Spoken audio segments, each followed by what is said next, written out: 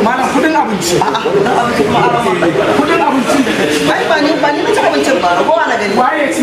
Ni na wasu ne wata. Kare da mana. Wallahi na wasu ne. Allah ba ni aka kawo abincin nan ba. Security. Ya kara magana.